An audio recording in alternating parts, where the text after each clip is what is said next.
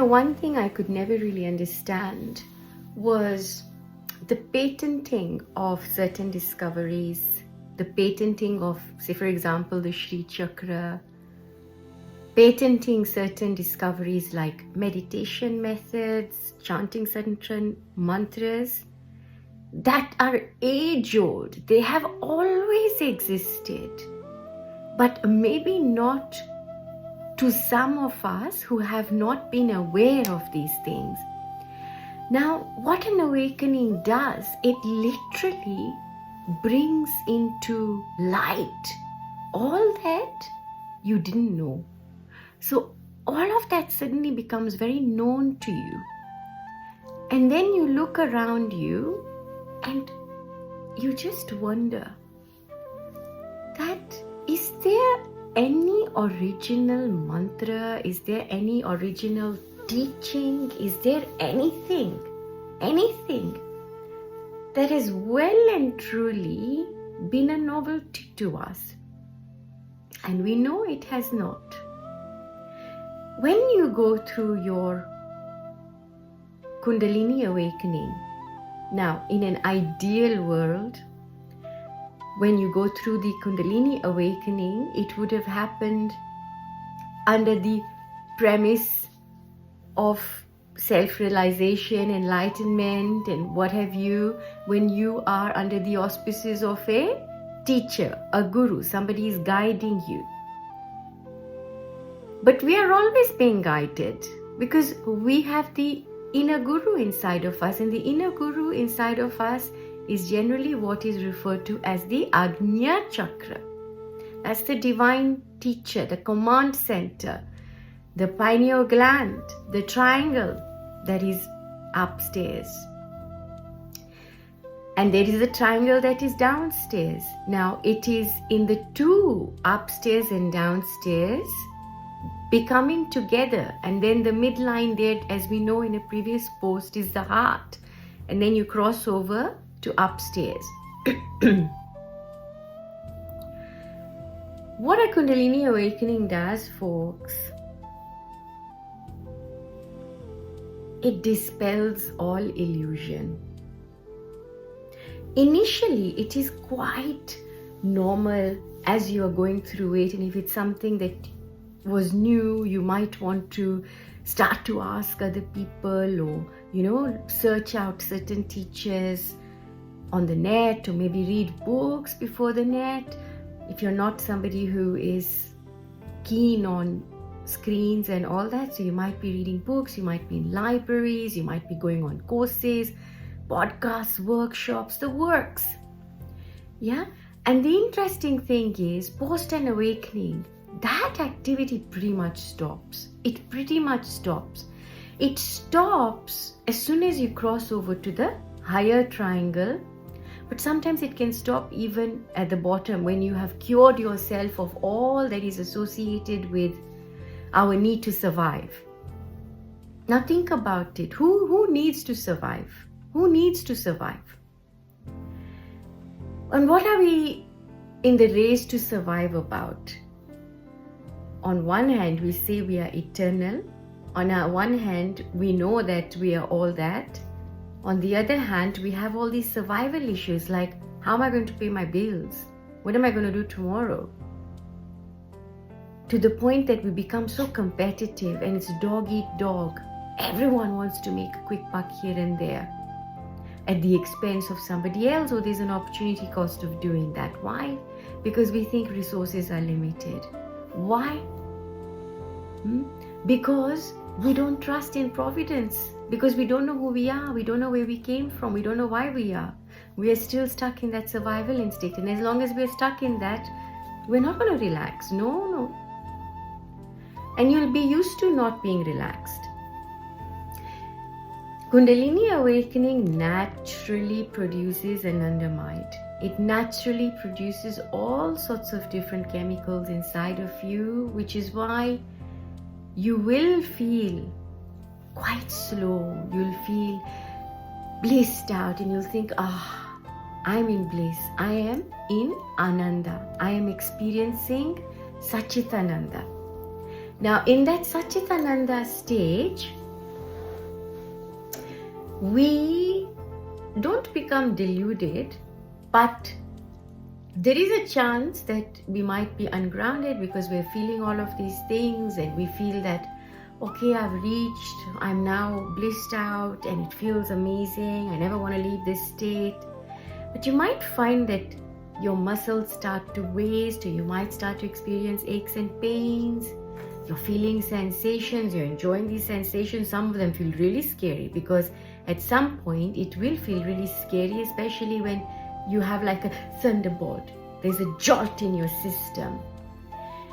And sometimes it's really scary because you feel like you're losing a grip on everything. You can't figure things out. You don't know, am I having a dream right now? Am I awake? Am I dreaming? Because you enter an almost dreamlike state, so that this life seems like a big dream, which it is, isn't it? To some extent, depending on where you are on the continuum of awakened consciousness. And in all of this, we become ungrounded. Now we reach this state and we feel really, really good. But then suddenly it drops, and you enter the doldrums. You think you've done something wrong to interrupt the flow of Kundalini. You think that it must have been something I did, it must have been this, it must have been that, it must have been, oh, I stopped my sadhana, I stopped my practice, I stopped my chanting, or maybe I started drinking, or maybe I started eating meat. There'll be all sorts of things that come to you, but it's none of that. Yeah? Wherever it is, because in fact, we are not supposed to feel the flow. The flow of life is all around us, happening all of the time. But you won't necessarily feel any of these sensations, right? Unless there is a hyperactivity, there is a pronounced activity somewhere, and then you will feel it. Otherwise, generally, you don't feel any of these sensations because one becomes merged with that sensation. So there is nothing, that sensation, to feel that sensation is to feel that I am outside of that sensation. But when you become merged with that sensation, there is no longer that feeling that there is a sensation and then there is me. And then some of us then become attached to this. And if we're not feeling those vibrations, we feel, oh, maybe I failed in my practice today. Yeah, all of this is ever evolving. Your processes are ever evolving. Now, as you're going through this, just as you must have heard of Vishnu, right? Vishnu, one of the Hindu, the gods, which we call as the preservation deity, the one that is for life that is happening. And he is the only one that we say has taken so many avatars. He comes and goes, comes and goes, comes and goes. And the reason being, Brahma is the creative principle, Rudra, Shiva is the destructive principle, and it applies to exactly the way Kundalini flows. That Vishnu principle, which is the preservation of life, it keeps being reborn and death, reborn and death, reborn and death. And so you have the avatars that keep coming and going, coming and going. And so we too continuously are in that process of life, in that process of manifest reality, which is why Vishnu will keep coming and going, which means we keep coming and going, and we are still in that cycle of birth and death, which you'll find between your Ajna Chakra and your Muladhara is where we spend most of our time. And those of us who have now gone into the seat of compassion will spend most of our time between your heart and your Ajna Chakra. So you might be a teacher, you might be a spiritual teacher, a content creator, in which case you're sitting in your Vishuddha, your Kundalini is sitting there. You may be a healer, so you might be sitting in your heart. You might be a mystic, a seer, in which case your Kundalini will be sitting in your Ajna Chakra. So that's going to be your modus operandi, wherever it is resting. But it is not that it is resting so far, but it is your dominant vibration that you most associate yourself with. Now, as you're going through this process of Kundalini and it's dispelling all illusions and you're realizing, oh, but I thought that it's got to balance the Ida and the Pingala and the Sushumna and then enter the Sushumna, the channel has to be clear. Now what happens if you didn't have any of this knowledge? Nobody's given you this knowledge, and a lot of you are in that situation right now as we are at a turning point in the history of mankind. What happens when you don't know these phrases? Right? What happens in other cultures where these phrases are not used? And it is not taught in the way that it is taught in Sanskrit or going through that path. What then? How do you then go about it? Is it necessary for us to having a working knowledge of these things? Do we even need to know any of these things? Because sometimes the knowledge itself becomes a canker to experiencing something yourself, because when you are experiencing something, you may want to pigeonhole it into something. Now, if I say to you that your Kundalini is awakened, and the one thing that you can definitely feel is the breeze on top of your head, which to a large extent is quite true, right? And if you're not feeling that, some of you will think, oh, okay, so I haven't reached there yet. Don't think of it like that. Wherever you are there. Wherever you are exactly where you need to be. Do not compare, contrast any of your progress, or whether even progress is not even the right word. Wherever you are in your evolution of consciousness, accept it and allow it. As soon as you allow the flow, and as soon as you allow the natural progression of your consciousness, the natural progression of karma working its course, with the allowing, there will be very little resistance. So when something karmic comes up, when you allow, your nervous system will automatically relax. When you are relaxed, in that state of relaxation, your stress response will not be in fifth gear. Yeah, you will be able to deal with that more appropriately, and therefore not creating more and more patterned existence. You will become freer. So the chemicals produced by Kundalini awakening mimic that good feeling, that you're high, you're not just high, but you're very relaxed, so relaxed that you have become ultra receptive. And in that full state of receptivity, you can now tune into wisdom. You can tune into everything. Everything. There is no mind as such in it. Don't try to pigeonhole your awakening. That is a big disservice that you'll be doing to yourself. And if you found somebody, if you found this channel or another person or this, that and the other, okay, that's fine. But don't make it your crutch. Listen, but then also grow with that. Allow you yourself to come out. Because it's only yourself that carries all the samskaras, all the karmas. Those are yours. So the journey of how you're going to integrate that and how you're going to enter into whatever next state you want to experience is yours and yours alone. No matter what the tools are, no matter where we all are, that is something that you're going to have to walk. It is your cross to carry, and it's yours alone to carry. Nobody else can carry that cross for you.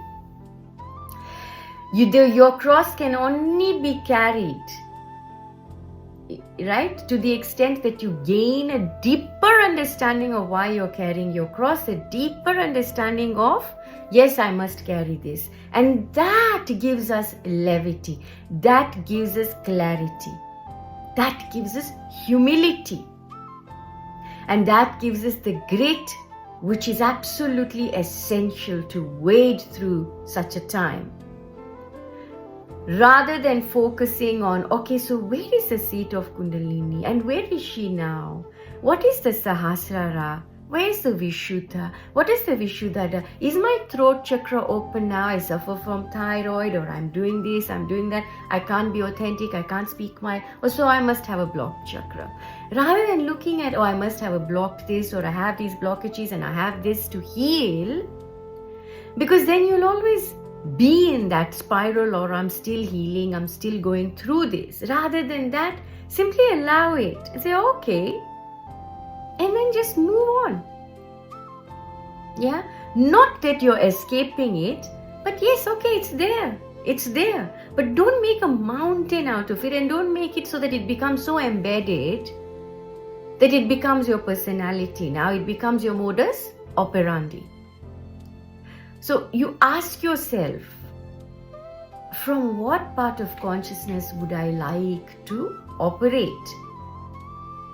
So you can break them down into that animal consciousness, which is,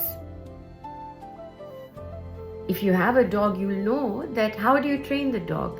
By giving them treats. Every time that they have behaved in the way that you want them to behave, you reward them with treats. And then they know that I must behave that way, and so I'll get my treat. What do dogs do when people turn up at your doorstep? More than likely they're going to bark. Or when they see other people, they want to keep a watchful eye. Why? Fear. Protecting my territory. This is where I live. Right? Protecting my master. This is ours. Right? And if you have a few of them, there's a pack mentality. So when there's food, if they think that food is little, they'll start fighting even with each other, because they know that, oh, we've got limited food. Yeah. But if you feed them abundantly, they know that we're going to get our food. We know we're covered.